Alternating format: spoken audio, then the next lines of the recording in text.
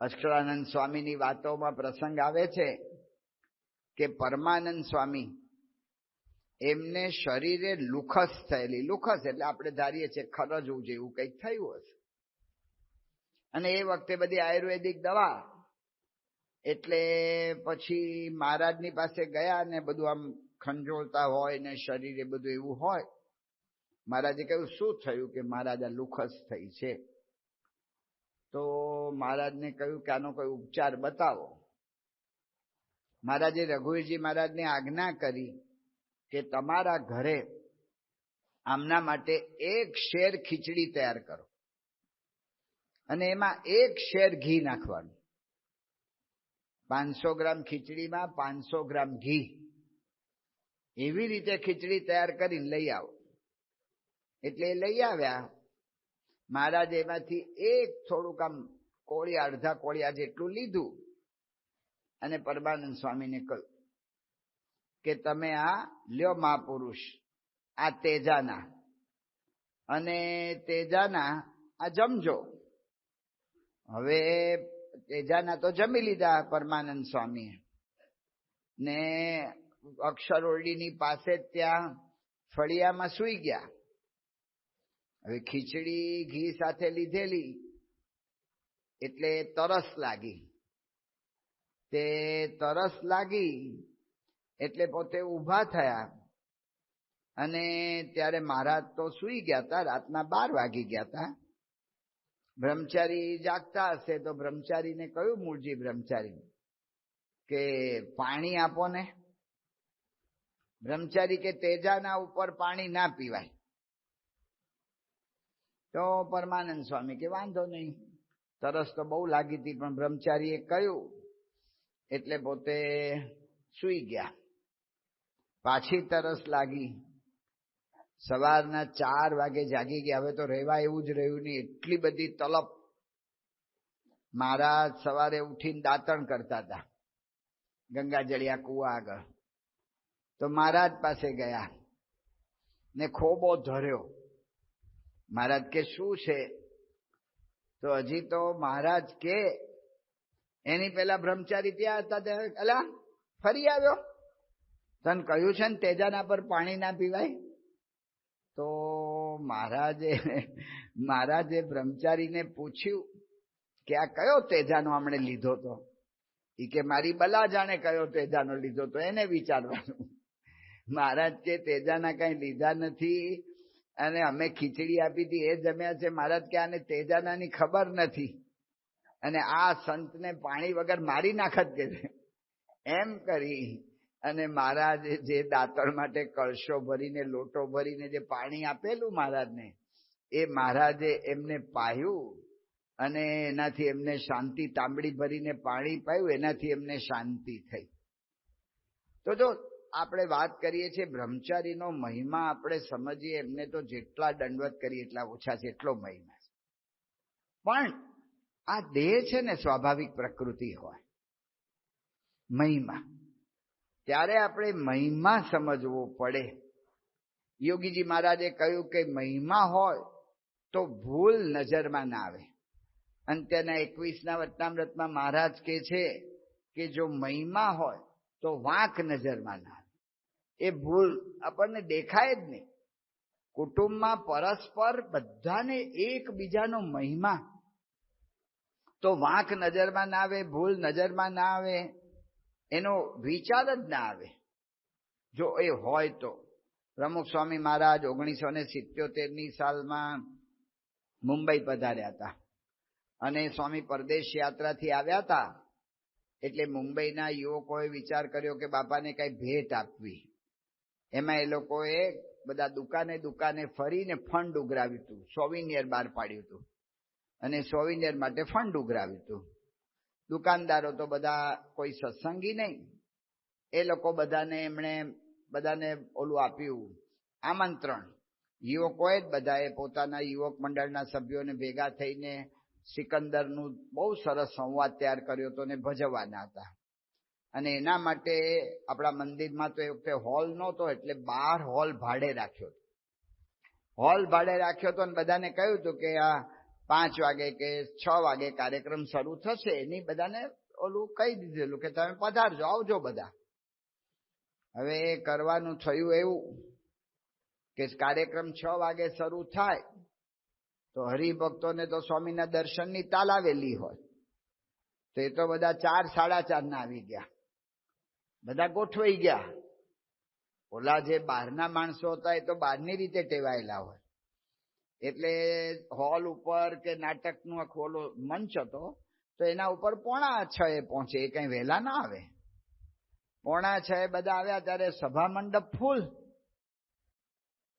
પ્રમુખ સ્વામી મારા સભામાં આવી ગયેલા અને સ્વામી બાપા સભામાં નીચે બિરાજમાન હતા, કારણ કે સ્ટેજ ઉપર તો ઓલું નાટક ભજવાનું હતું. અને એ વખતે ઓલા લોકો બહાર આવી ગયા અને મોટી સંખ્યામાં જે કહ્યું હતું એ પ્રમાણે આવી ગયા. હવે શું કરવું, અંદર સમાવાય એવું નહોતું. તો હોલનો મેનેજર હતો, એને થોડા વખત પહેલા જ અનુભવ થયેલો કે લોકો કંઈક અકરાઈ ગયા છે, કોઈનો કાર્યક્રમ હશે અને પછી લોકોએ પથ્થરમારો કર્યો હશે, તો એના હોલના બધા આગળના એલિવેશનના કાચ બાદ બધા તૂટી ગયા હતા. એટલે એણે કહ્યું કે જો કાં તો આ પબ્લિકને વશ કરો, નહીતર હું કાર્યક્રમ નહીં ભજવા દઉં, બંધ કરો કાર્યક્રમ. યુવકો મૂંઝાઈ ગયા, બાપાના સન્માન માટે આખું કરેલું આ. અને બાપા પાસે ગયા કે બાપા આવી પરિસ્થિતિ થઈ છે. સ્વામી સભામાંથી ઊભા થઈ ગયા. ઊભા થઈ અને સ્વામી હોલની બહાર આવ્યા. પ્રમુખ સ્વામી મહારાજ હોલની બહાર આવી, પ્રમુખ સ્વામી મહારાજ 2 હાથ જોડ્યા અને જેટલું મોટેથી બોલાય એટલું સ્વામી બોલ્યા કે અમારી ભૂલ હો ગઈ હૈ, અમારી ભૂલ થઈ ગઈ છે. અમે તમને આમંત્રણ આપ્યું હતું પણ અમારા હરિભક્તો પહેલેથી આવીને બેસી ગયા છે, હવે એને ઉઠાડીને તમને સમાવવા અઘરું છે, તો અમને માફ કરો અને તમારે માટે અમે ફરી કાર્યક્રમ ગોઠવીશું, પણ આજે તમે બધા રાજી રહો, અમને માફ કરો. જે રીતે પ્રમુખ સ્વામી મહારાજ બોલ્યા ને, એટલે બધા વિખરાઈ ગયા. સ્વામી બાપા સભામાં આવી ગયા, સભા ચાલુ થઈ ગઈ, બહુ સરસ સભા ગઈ, બધું થયું. પણ યુવકોને અંતરમાં દુઃખ રહી ગયું કે આપણે બાપાને સન્માનવા માટે સભા કરી હતી અને આ સેવા સન્માન માટે લીધેલી હતી અને એ જ બાપાનું અપમાન થયું. એમણે માફી માંગવી પડી આપણા કામને લીધે. એટલે યુવકો બહુ દુઃખી હતા. એટલે મુખ્ય યુવકો જેવી સભાપતિ, એટલે બાપા મંદિરે પહોંચે એની પહેલા એ લોકો મંદિરે પહોંચી ગયા. બાપા લિફ્ટમાં ઉપર ચડતા હતા, અક્ષરભુવન જૂનો અવતાર હતા, તો બાપા લિફ્ટમાં ઉપર ચડતા હતા, એમાં યુવકો અંદર લિફ્ટમાં જતા રહ્યા. બહુ જ બાપાને આમ આર્દ્રતાથી માફી માંગી, પગે લાગ્યા કે બાપા અમારી બહુ મોટી ભૂલ થઈ ગઈ કે આપની પાસે અમારે આપનું સન્માન કરવું હતું પણ આપનું આજે અપમાન જેવું થયું. સ્વામી શું બોલ્યા? પ્રમુખ સ્વામી મહારાજે કહ્યું, સ્વામી કે તમે લોકોએ આટલી બધી સેવા ઉઘરાવી તો મારી આ એક સેવા થઈ ગઈ, એટલે મારે સેવા કરવી જોઈએ ને. જો આ મહિમા, આવા ને આવા ભેગા થાવ છો, પહેલેથી વિચાર કરવો પડે, જોઈ લેવું પડે, આમ કરવું પડે, તેમ કરવું પડે. કેટલું હું બોલી જાઉં, એક શબ્દ બોલ્યા નથી. વાંક નજરમાં ના આવે, મહિમા હોય તો.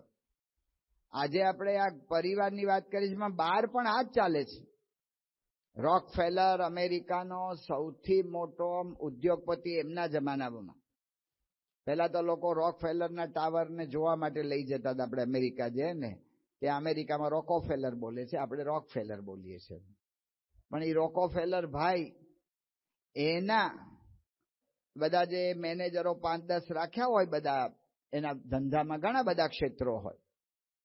એક ક્ષેત્રમાં એક ભાઈએ, એટલે કે એક મેનેજરે સોદો કરવામાં ભૂલ કરી દીધી અને ભૂલ કરી એમાં લાખો ડોલરનું કંપનીને નુકસાન નક્કી થઈ ગયું કે આણે જે આ ભૂલ કરી છે એનાથી કંપની એટલું ગુમાવશે. અને બધાને થઈ ગયું કે મરી ગયા. અને બધો સ્ટાફ હતો એ બધાને નક્કી થઈ ગયું કે હવે આને પતી ગયું, આને હવે આ પાણીચું પકડાવશે, કહેતા કે એને કાઢી જ મૂકશે, ત્યાં લે ઓફ કે છે કે આને નોકરીમાંથી કાઢી જ મૂકશે હવે. અને હકીકતે એટલી મોટી ભૂલ થઈ. બીજે દિવસે બધા પોતપોતાનું કામ કરતા હતા ઓફિસમાં, પણ બધાની નજર રોકફેલરના ઓફિસ તરફ હતી કે શું કરે છે. અને રોકફેલરે આવી ગયા અને ઓફિસમાં બેઠા હતા. બધા જોતા હતા કે ક્યારે ઓલાને બોલાવે છે ને શું કરે છે, ઠપકો ક્યારે આપીને કાઢી મૂકે છે. એ વખતે રોકફેલર અંદર જઈને એક કાગળ લઈને પેન લઈને બેઠા. એના એક મિત્ર આવ્યા. એ વખતે એને ખબર પડી હતી કે આ નુકસાન ગયું છે, એટલે કે તને આ નુકસાન ગયું છે મને ખબર પડી છે, એટલે હું તને મળવા આવ્યો કે ભાઈ આ તને આટલું બધું દુઃખ થયું હોય તો મારે તને આવી રીતે હૂંફ આપવી જોઈએ. તો એણે પૂછ્યું કે આ તું અત્યારે કરે છે શું, તને આટલું નુકસાન થયું છે? એના કાગળને પેન લઈ કે જે વ્યક્તિ એણે મારી સાથે અત્યાર સુધી કામ કર્યું છે, જેણે આ ભૂલ કરી, ભયંકર ભૂલ કરી, એનાથી અમારી કંપનીને બહુ ભોગવવું પડશે. પણ અત્યાર સુધી આ ભાઈએ શું શું સારું કર્યું હતું, જેનાથી અમારી કંપની આગળ આવી હતી, એ બધી હું વિચાર કરીને એ બધું યાદ કરી નોંધું છું. જેનાથી એ વ્યક્તિ જ્યારે મારી પાસે હું એને બોલાવું ત્યારે મારો ગુસ્સો આસમાને ન ચડી જાય અને હું એને શાંતિથી સમજી શકું. અને એક રોકફેલરે કર્યું. એમાં ઓલો એક માણસ તો બચી ગયો, પણ એક ન બચ્યો, બધા બચી ગયા. કહેતા કે બધા કંપનીના બધા જ સભ્યોને વિશ્વાસ આવી ગયો કે ગમે એટલી આપણે ભૂલ કરશું ને, આપણો સાહેબ આપણને સમજવા પ્રયત્ન કરશે. એક વિશ્વાસ આવી ગયો એટલે સાહસ કરવામાં એને હિંમત આવી ગઈ અને કંપની આગળ વધવા માંડી. આ મહિમા, આ મહારાજ આપણને વચનામૃતમાં આધ્યાત્મિક વાતો કરે છે, પણ એ જ પરિવારમાં કામ લાગે છે, એ જ આપણી ઓફિસ કે કંપનીમાં કામ લાગે છે. તો મહિમા